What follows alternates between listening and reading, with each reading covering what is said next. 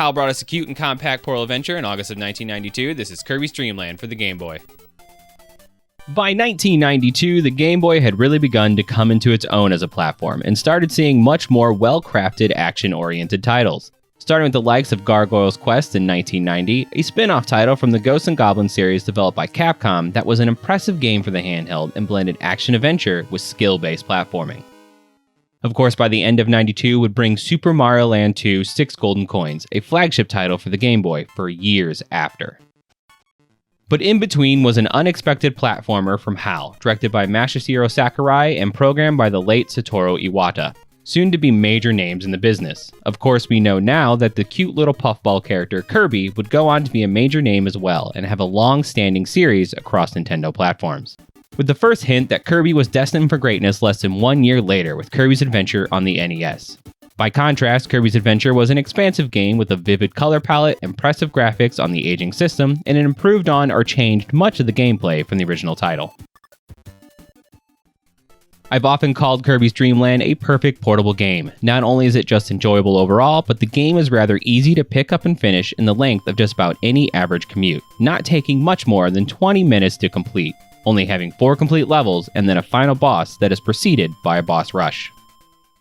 Green Green starts off the game with that delightful familiar Kirby track, slowly introducing the player to the general mechanics of the game with a few well-placed enemies and this random cliff that you have to fly over. It is a well-paced level that eases the player into how Kirby works. Of course, no one could forget Wispy Woods, the tree boss that finds their way into a majority of the Kirby games. Castle LOLO presents a more magical castle setting with some very optional offshoot areas, and tries to set up that things won't just be a walk through the tulips. Though there is still only a minor ramp in difficulty from here. The level is named after not only the boss, but a familiar character from HAL's past. Up until that point, HAL only had one other hit on their hands with the LOLO series, known as Eggerland in Japan, and that started in the West with the Adventures of Lolo in 1989.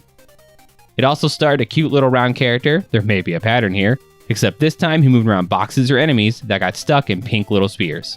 Which of course leads us to the characters Lolo and Lala getting a cameo in Kirby's Dream Land. The tropical and dangerous Float Islands continues to show the creativity of the team and the charm of Kirby. It also introduces a new section of gameplay with the boss. A floating cannon becomes our challenger at the end, turning our game momentarily into a side-scrolling shooter. Then we head all the way into the sky with the mystical bubbly clouds, the longest level of the game with the most variation in terms of theme. We also get another boss, Kracko, that becomes another mainstay in the series. This leads us to the final fight with antagonist King DDD, who has stolen all the food in Dreamland and tried to hoard it for himself, where the brave Kirby must first defeat all the level bosses again before taking on DDD himself. The little snippet versions of the levels are charming, while obviously the boss rush serves as a little padding. The mechanics in Kirby's Dream Land are simple, and the game is anything but fast-paced. Kirby doesn't even have the option to run in this entry.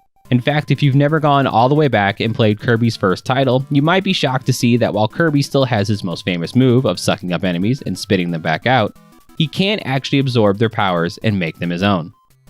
His only line of defense outside of the 2 power-ups is to suck up an enemy, an object, or even a puff of air, and fire it back at whoever gets in his way. This would be corrected in the 1996 remake, now called Spring Breeze, that was included in the Kirby Superstar Collection for the Super Nintendo. A remake that kept the original story, but brought the gameplay mechanics more in line with everything Kirby had become up until this point. It just oddly cuts chunks out of the game. We lose a whole level, skipping over Castle LOLO, and just making Lolo and Lala the boss of Float Islands, and there's no boss rush at the end. It's an interesting choice for something that was already so short to begin with.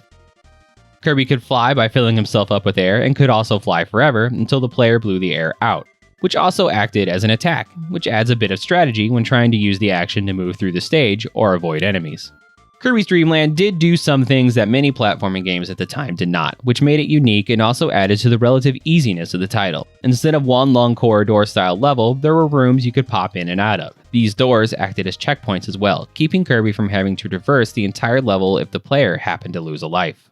Hindsight being 2020, I often wonder how Kirby became such a catalyst for both HAL and the series as a whole. Kirby was cute, and so were the enemies he fought, something not well received in the US market at the time. He was slow, and didn't have much in the way of attacks either.